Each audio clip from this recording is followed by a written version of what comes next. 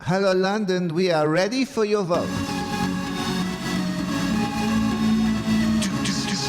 Hello, I'm Stephen Perkins, and this is Douze-Moi, the Eurovision-loving podcast from the team that brings you Binge Watch.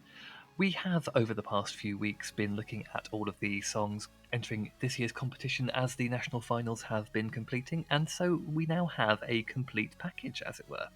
And so what we thought we'd like to do at this point would be to have a look at kind of the whole picture as best we can. Take a little look at the songs that we really like, the songs that we think will do well, the songs that we think perhaps might struggle a little bit, now that we've got an idea of exactly the level of the playing field. I don't want to do that on my own, so I am joined for this episode by our lovely producer, Liam Heffernan. Liam, welcome to the pod again. Hello, Stephen. It's always good to be on here. And as always, I look forward to being put to shame by your vault of Eurovision knowledge. Oh, I see. It always worries me whenever you say things like that because that usually means I'm about to get something deeply wrong. I was watching an old episode of The Chase last night, and one of the questions was who represented the UK at the Eurovision Song Contest 2013. My mind went blank, absolutely blank. I believe the answer was Bonnie Tyler, and hopefully I'm just going to go and check that now, make sure I've got that right. I'm Yeah, pretty sure that is the right answer. It was definitely during that era, wasn't it, where we were kind of thinking, okay, who was really popular like 30 years ago and isn't doing anything now? Let's get them back on stage. Because I'm sure like Yeah. Engelbert was around that time as well. I think he was the year after. I think yes, 2013 was indeed Bonnie Tyler, so that's fine. I can. That's not. I think I've got a fairly good memory of who was doing what when. But if you pick a year out of nowhere and ask me who it is, I'll suddenly kind of lose track of what else was happening in that year. So because I've got Yeah. no real sort of memory for anything like that. But anyway, we're not here to talk about 2013. We are here to talk about 2024. And do you know? I mean, I've said this before. I think it's actually going to be a really strong year. I think the lineup is looking really exciting because there's, I think, a really good mix of styles this year. We've got a lot of really up-tempo songs, but then I think we have got some kind of more studious, mournful kind of ballady things, which I think have all been quite well put together. So I think it's actually a very, very interesting field.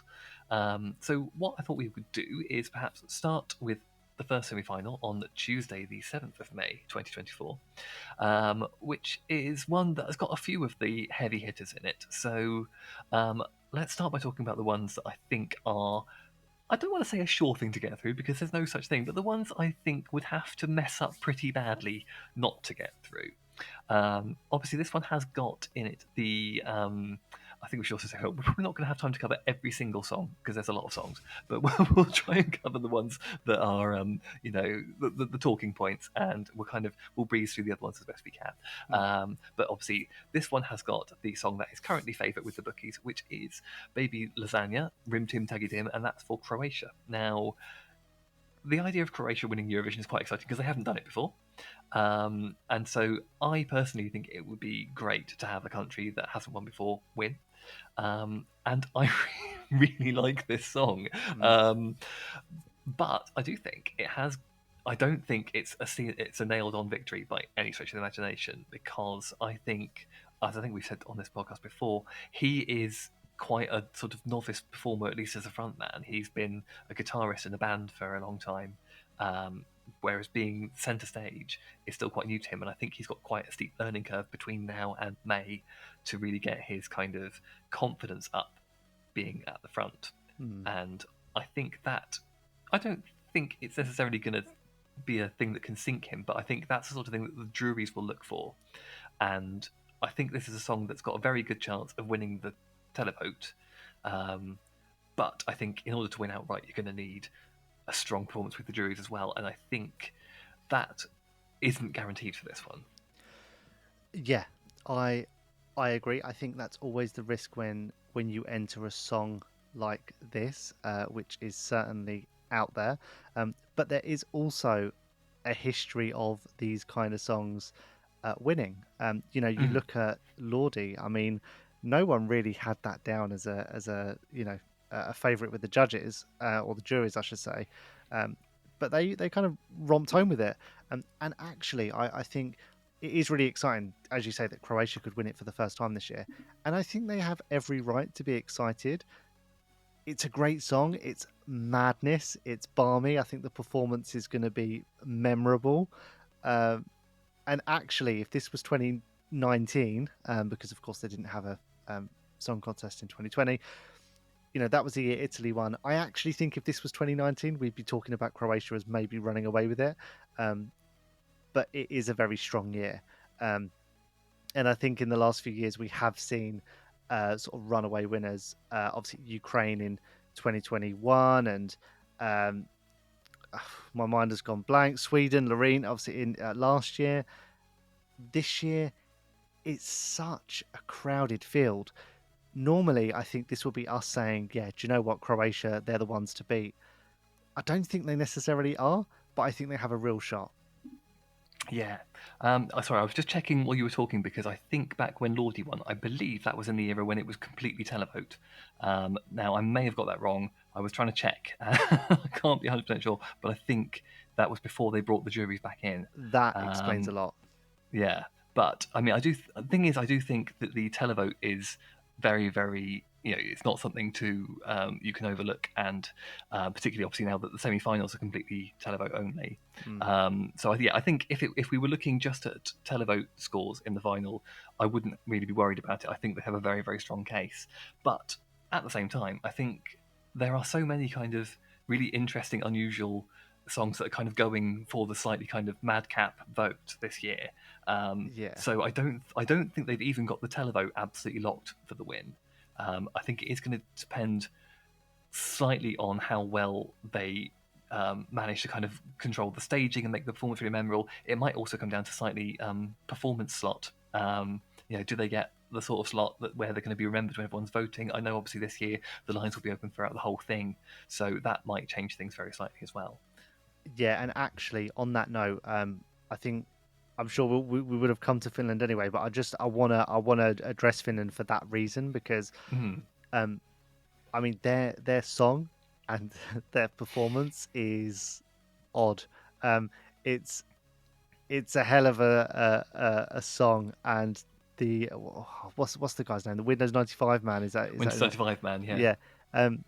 I mean, he's a character, and just starting with a big egg in the way that they do, and it just progressively getting more and more mad.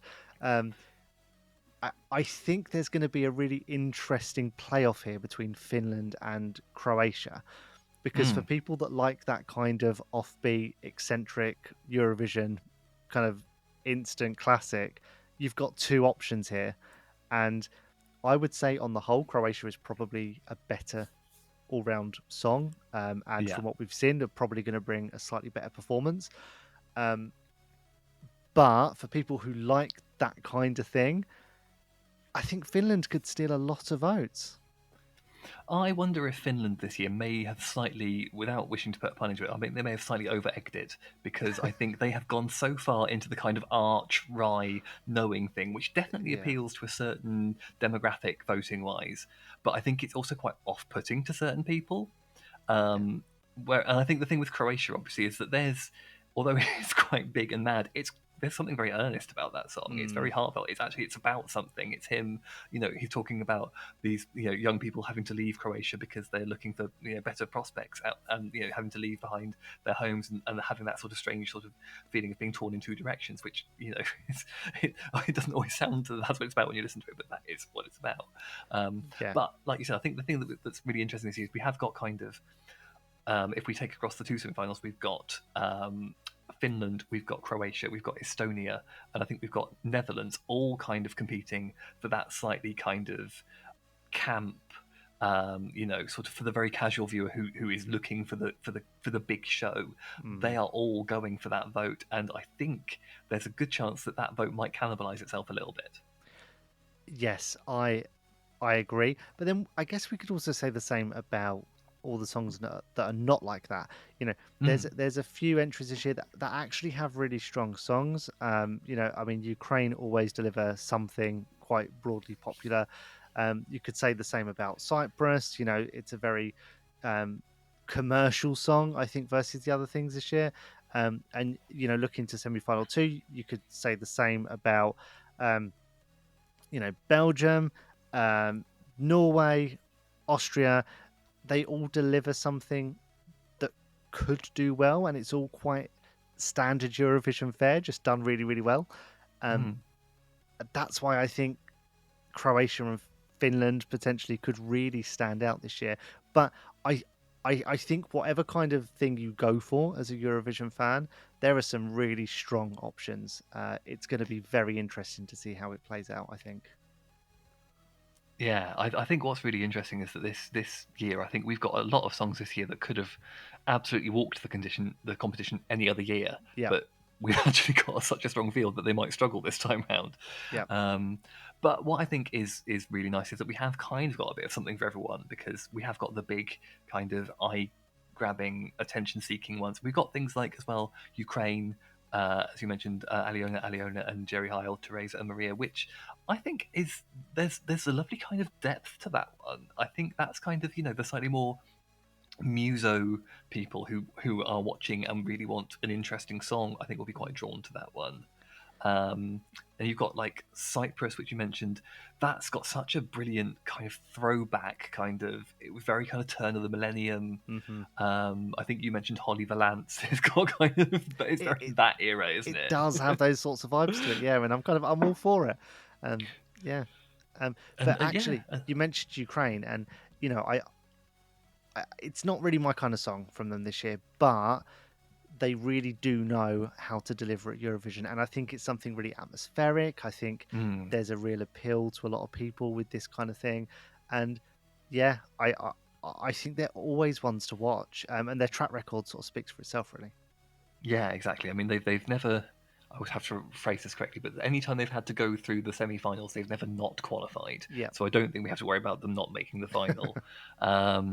So the only other one I've sort of got I'm pinning my hat on that I think is a very likely contender for Tuesday is Lithuania, Sylvester Belt, Luktelk, which I think is maybe it's a bit more low key than some of the other ones that I've got kind of in this category, but it feels it's quite a confident one. And I think it's likely to do very well. You're not so keen on this one, I believe. I mean, I think we're going to have to slightly agree to disagree on Lithuania, because I mean, I'm with you. I don't think it's going to have much trouble qualifying for the final, but it is a very strong lineup. And once it gets to the final, I think the competition is going to be too tough, and it's just a bit forgettable for me. And I think what will work in its favour is the fact that people can vote now throughout the whole show, so it's going to get a bit of a spike as soon as they perform, and because it's a decent entry.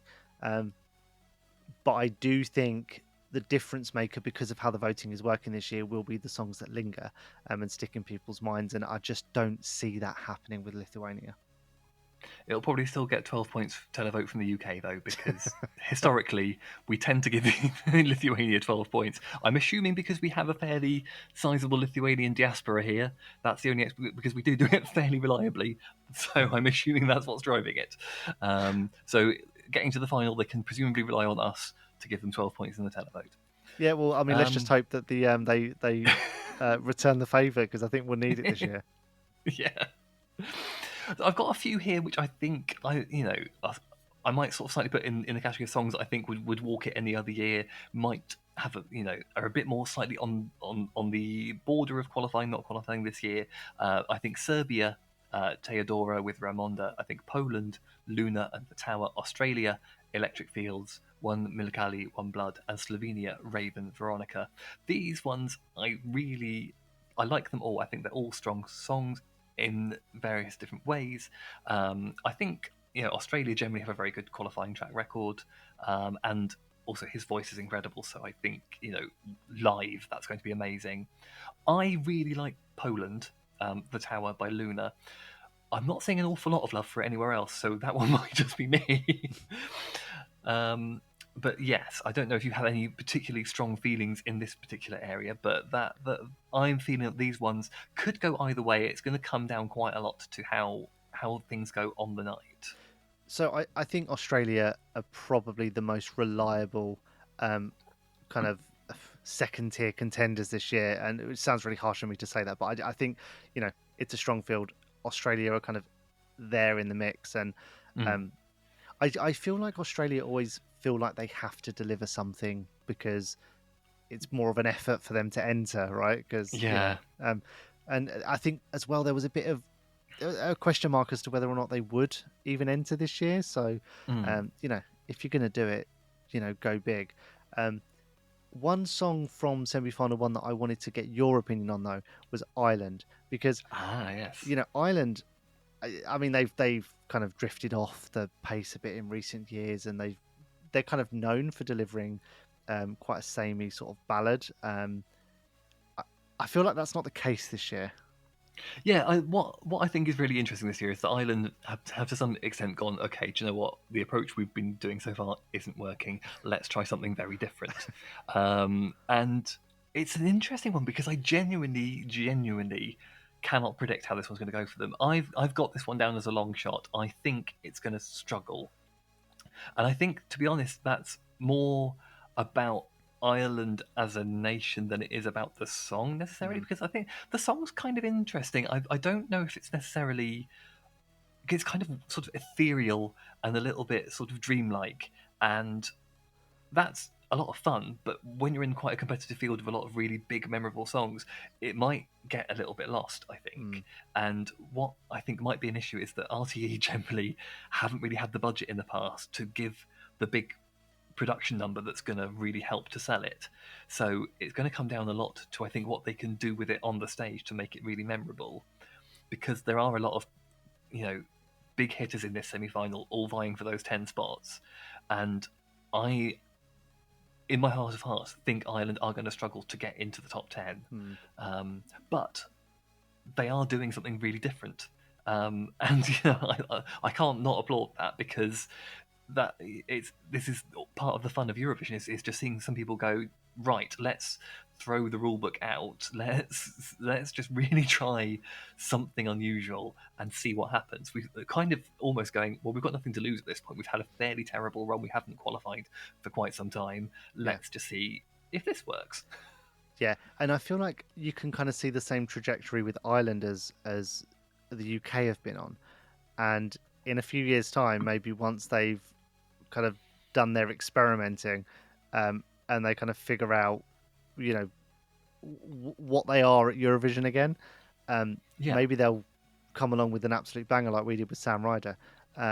Hopefully, it won't be a one-hit wonder like we have been with Sam Ryder, because I think I worry. Let's not speak too soon. Sam Ryder was only 2 years ago. No, I mean my fingers are crossed for Ollie, but I think it's going to be a struggle for him. But yeah, Ireland are an interesting one. I think we could probably have a whole podcast episode on them and their kind of rise and fall at Eurovision. But I feel like the fact that they're acknowledging that they need to do something different is kind of has put them on the path for a potential comeback, maybe in a few years' time. Yeah, exactly. I think, I remember, I think it was Scott Mills said the year after Sam Ryder, he said that, it's basically, you've got to think of the UK effort at Eurovision as being like a massive ocean liner, and it takes a long time to turn it round. You can't just do it in 1 year. You've got to kind of really wait for it to course correct, and we're still kind of figuring that out. We've kind of, we had an idea of what worked, then we tried something a bit different last year, and that didn't go so well for us, and now we're sort of somewhere in the middle of those two songs, I think, with Ollie Alexander. So we'll get to him in a minute anyway. Well, let's just quickly run through the rest of semi-final one. I think Azerbaijan, I quite like. They haven't got the best track record of televotes, so I'm putting that in as a long shot. Iceland, I think, are really going to struggle this year, because I just don't think Scared of Heights by Hera Björk is a very memorable song. It feels very dated. There's nothing kind of current about it at all. I'm quite disappointed I've got Luxembourg in here, which I feel really bad about, because I'd like nothing more than for Luxembourg to make it through to the final, because they've come back after all this time. It was a whole big thing. Again, I'm worried they may get slightly lost in the shuffle. Moldova, I also have as a long shot, because I normally love Moldova. I think Moldova at Eurovision have usually got great ideas. They'll bring something really fun, and this year I'm not really getting that from their song. Again, if there could be something memorable, magical that happens in the staging that I haven't seen yet. But right now, that's a long shot for me. I've got Portugal here as well. I think Portugal maybe have a fairly strong chance of getting through, because I quite like that song. But again, it's a crowded field. Is it going to have enough kind of speed and impact to kind of to drive it into the top 10? And hopefully, I haven't mixed metaphors too much there. Yeah, it's. I think it just comes down to the fact that it's a really strong field, and I would say arguably semi-final one is probably the harder of the two, because you've got Ukraine, you've got kind of this outside potential kind of offbeat favourite Finland, and sort of the current favourite Croatia all in the mix. There's 3 spots that have gone straight away. And I don't think there's any denying that those 3 spots are taken by them 3. Yeah. It's a really tough one if you're not, I think, as you say, if you're any of those countries that have a slightly less favourable song this year, you're really going to struggle. And I think actually if they can get through semi-final one, they should really get a boost out of that, and sort of hopefully that'll give them a little bit of a drive for the grand final.